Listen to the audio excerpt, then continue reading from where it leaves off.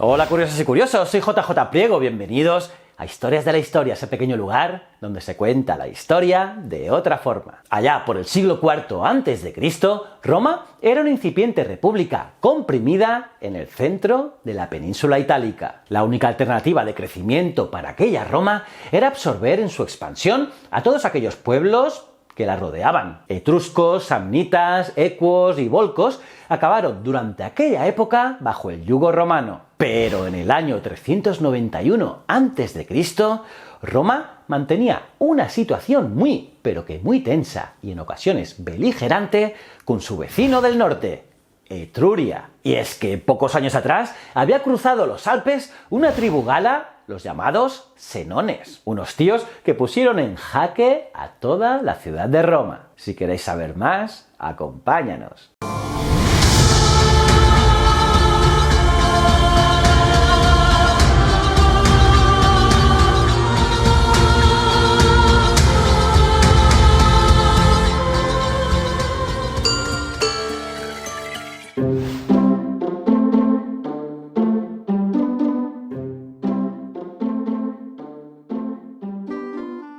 Como os decía, estamos en el año 391 a.C. y estos senones estaban comandados por un individuo muy, pero que muy peculiar, el rey Breno, el único jefe de tribus celtas que consiguió ceñirse una corona en la Galia, y lo hizo antes que Vercingétorix. Otro día os hablaré de Vercingétorix, ya que fue uno de los primeros líderes galos que lograron acaudillar a una parte importante de la nación gala, mostrando verdadero talento militar al enfrentarse al más grande de los estrategas de su tiempo, Julio César. Pero bueno, el rey Breno tampoco se le quedaba corto. Y es que los senones, junto a su rey Breno, se establecieron en la zona que después pasó a llamarse Galia Cisalpina, el actual Valle del Po, sacando de allí a los umbríos que habitaban aquellas tierras. Pero la ambición de Breno no se conformaba con aquel nuevo territorio, y por ese motivo, justo ese mismo año, viendo la debilidad del vecindario y la posibilidad de agenciarse un botín rápido y cuantioso, los senones atacaron Etruria, asediando la ciudad de Clusium, el actual Chiusi, en la Toscana italiana. Y los etruscos, sopesando que era mejor malo conocido que bueno por conocer, ya que al final los etruscos estaban en medio de dos temibles fuerzas que los aprisionaban, pidieron ayuda a Roma, una ayuda que les llegó a tiempo. Además, el desencadenante de las hostilidades entre galos y romanos fue Quinto Fabio, uno de los enviados por Roma, el cual mató a uno de los líderes galos durante las negociaciones. Y claro, aquella vil intromisión romana y la total ausencia de represalias por semejante injuria por parte del Senado enojaron de tal modo al rey Breno que, sintiéndose insultado, levantó su campamento y se plantó frente a Roma. El tío con dos huevos así de grandes. Roma, la urbe, no tenía por entonces al frente de sus legiones a ningún hombre energético. Más bien, todo lo contrario. El único capaz de detener a Breno era Marco Furio Camilo, que se encontraba ausente, ya que Camilo estaba exiliado voluntariamente en Ardea, después de haber sido acusado por el tribuno de la plebe, Lucio Apuleyo, de malversar fondos del inmenso botín obtenido tras la rendición de la ciudad etrusca de Velles. Por lo tanto, así, sin Camilo al frente, el 18 de julio del 390 a.C., los galos masacraron a las tropas romanas. Estas estaban comandadas por Quinto Sulpicio. Estamos hablando de la batalla del río Alia, muy, pero que muy cerca de Roma. Los supervivientes de aquel desastre llegaron a Roma presos del pánico, acojonados. Por eso se encaramaron hacia el Palatino sin pensar en cerrar las puertas de la ciudad. ¡Enorme error! ¿Y qué pasó? Pues que gracias a tamaña negligencia, los galos entraron a sangre y fuego en las calles de Roma.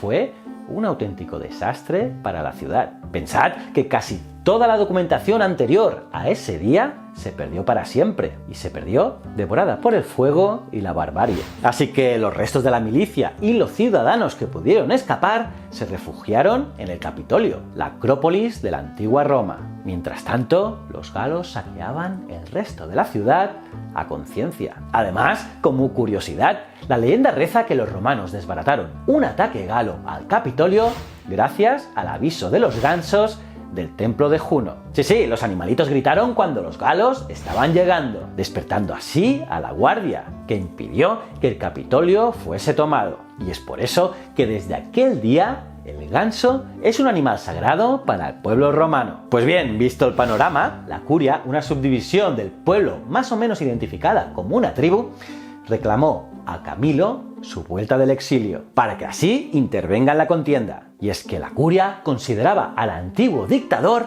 como único militar capaz de sacar a los galos de Roma. Camilo solo accedió a volver a la ciudad si era el pueblo quien lo solicitaba, y si además lo ratificaba de nuevo como dictador. Y así fue. Y nada, que Camilo se puso manos a la obra. El dictador reorganizó a los fugitivos y a las tropas dispersas, y con la ayuda de su Magister Equitum, Lucio Valerio sorprendió y cercó a los confiados galos. El rey Breno se encontró atrapado por la resistencia del Capitolio y el ejército de Camilo. Además, los galos se quedaron sin víveres después de varios meses de cerco, y es por ello que el rey, rodeado de destrucción y miseria, accedió a pactar un rescate para liberar la ciudad. Y aquí la historia se mezcla con leyenda. Supuestamente, el rey galo trucó las pesas que medirían el pago del rescate pactado en 1000 libras de oro, aproximadamente 327 kilos de oro. Pero algunos de los parlamentarios del Capitolio debió de percatarse de ello y le recriminó la trampa. El rey Breno, furioso, echó su espada a la balanza y le respondió con la famosa frase "Vae victis", ay de los vencidos, lo que ahora diríamos esto es lo que hay, o lo tomas o lo dejas.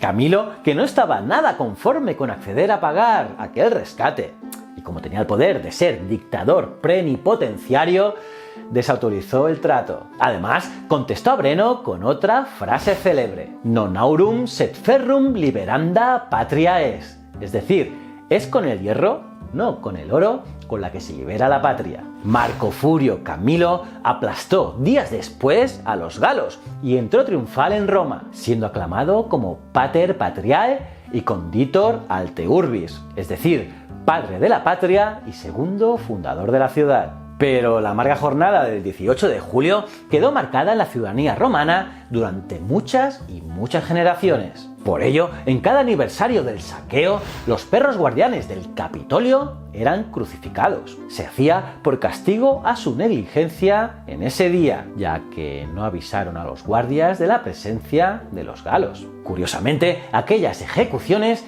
tenían unos espectadores de excepción, los gansos del templo de Juno, ya que estos gansos fueron los únicos que alertaron al pueblo del ataque galo, y por ello eran llevados frente a las cruces de los pobres perros sentados en cojines de púrpura. Unos tanto, otros tampoco. ¿Cómo os habéis quedado, curiosas y curiosos? ¿Qué os ha parecido esta historia? Me lo podéis poner en los comentarios, los leo todos. Y nada, si te ha gustado este vídeo, dale al me gusta. Y si es tu primera vez aquí en Historias de la Historia, dale a este botón y suscríbete al canal. También a la campanita para estar al día de todas las novedades.